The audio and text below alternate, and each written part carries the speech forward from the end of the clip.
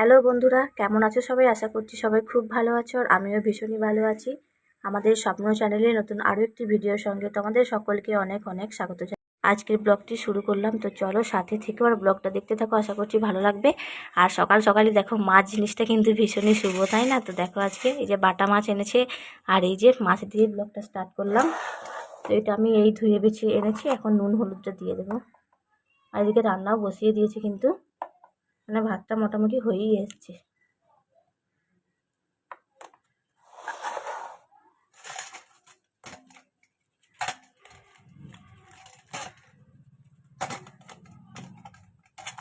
হাতটা লাগাবো না ভাবলাম, কিন্তু লাগাতেই হলো, না হলে ভালোভাবে মাখা হতো না। এই মাছটা খেতে ভীষণ টেস্টি হয়, জানো তো। তো আজকে ভাবছি একটু নতুন করে রান্নাবো, মানে নতুন করে বলতে বেগুন দিয়ে আমি কখনো রান্না করিনি।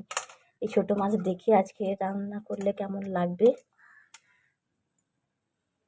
তো এই যে নুন হলুদ মেখে দিয়েছি, এদিকে ভাতটা দেখো হয়ে এসছে আমার। তো এরপরে সবজি টবজি কাটবো, তার আগে একটু খেয়ে নেবো আর কি, মুড়ি খাবো। তো চলো সাথে থেকো আর ব্লগটা দেখতে থাকো। আর এই যে সবজি টবজি রয়েছে, শাক টাক ভাজবো। ও মা, কোথায় যাবো বেটা? কত ধুলো বালি মেখে এসছে দেখো সকালবেলায়। এই যে সবজি টবজি রয়েছে, দেখি কি রান্না করা যায়। তো চলো সাথে থেকো আর ব্লগটা দেখতে থাকো।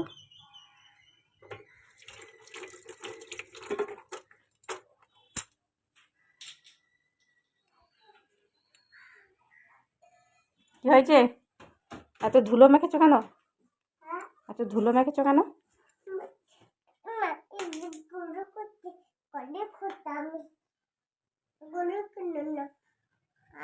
খুলে দেবো, একটু পরে খুলে দেবো, একটু পরে আমি খুলে দিচ্ছি, চলো। আর এদিকে দেখো সমস্ত সবজি টবজি কেটে ধুয়ে নিয়ে চলে এসেছে একদম। এই যে পুনকা শাক আর মূলো শাক একসঙ্গে ভাজবো।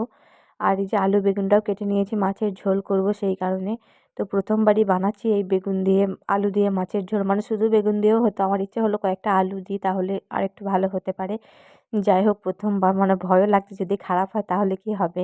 তো অনেক রিস্ক নিয়ে করেছিলাম, মানে আমি জিজ্ঞেস করেছি ঘরে আমার বরকে যে এরকমভাবে রান্না করলে খাবে কি। আর ও তো কখনো বেগুন দিয়ে মাছের ঝোল খায়নি, সেই কারণে ভাবছি যে হ্যাঁ ঠিক আছে করো, প্রথম নতুন জিনিস তো অসুবিধা নেই, খারাপ হলে হবে একটু। যাই হোক, সেই ভরসা নিয়েই করেছি। আর সমস্ত কিন্তু ভেজে নিয়েছি আগে, আলু বেগুন মাছ তো আগেই ভাজা হয়ে গেছে। টমেটো সমস্ত কিন্তু কুচিয়ে একদম রেখেছি হাতের কাছে। তো এবারে যে রান্নাটা করলেই হবে, মানে লাস্টে কী হবে সেটাই আর কি চিন্তা। কিন্তু খেয়ে সবারই ভীষণ ভালো লেগেছিলো সত্যি বলতে, প্রথমবার। এই যে দেখো, দেখতেও কিন্তু খুব সুন্দর লাগছিল, আর ধনেপাতা দিয়েছিলাম ওপর থেকে একটু, সেই কারণে আরও একটু টেস্টি হয়ে গেছিলো।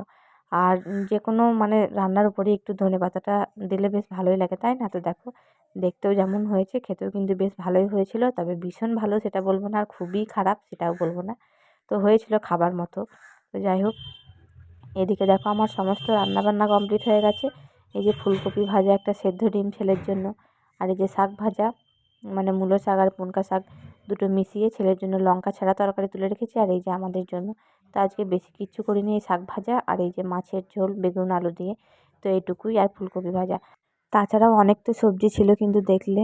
তো যাই হোক, আর কিছু রান্না হয়নি, মানে সময় পেলাম না সেই কারণে, না হলে আর একটা বানানোর ইচ্ছে ছিল, যে কোনো একটা তরকারি করবো। তো এই দিয়েই হয়ে যাবে, অসুবিধা হবে না। তবুও সবজিগুলো তো শুকিয়ে টুকিয়ে যায় সেই কারণে। তো খাওয়া দাওয়ার পরে এই যে দেখো এখন এসছি, এই বাচ্চাগুলো খেলছে, এদেরকে দেখে ছোটোবেলার ভীষণ কথা মনে পড়ে।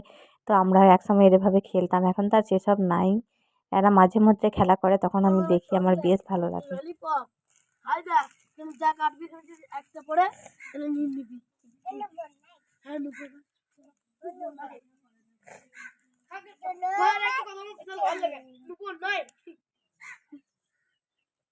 আর এদিকে দেখো আমার ছেলেও ওদের সঙ্গে জয়েন দিয়েছে, মানে ওকে ঘুম পাড়াতেই যাচ্ছিলাম, কিন্তু যেহেতু আমাদের বাড়ির উঠোনেই খেলছে, মানে পিছন দিকটাতে, সেই কারণে ওদের আওয়াজে ও আর ঘুম মানে এলোই না।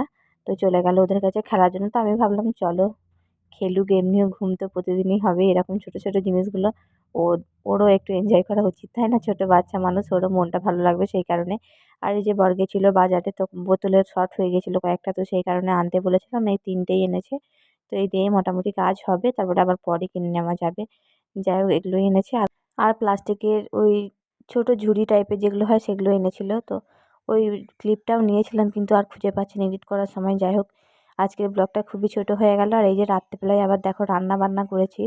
তো অনেকটা পরিমাণে মাছ ছিল, সেটা তো রেখেই দিয়েছিলাম একটুখানি। যে রাত্রে সর্ষে দিয়ে ঝাল দেওয়া করেছি, আর এই যে চিকেন কষা করেছি। এই হতে রাত্রে রান্না বান্না। তো এই যে চিকেন কষা আর এই যে সর্ষে দিয়ে মাছ ঝাল দিয়ে তো আগেই বলে দিলাম, দেখে নাও। তো চলো বন্ধুরা, আজকের মতো এইটুকুই। দেখা হচ্ছে নতুন আরও একটি ভিডিওর সঙ্গে। সুস্থ থেকো, ভালো থেকো, টাটা।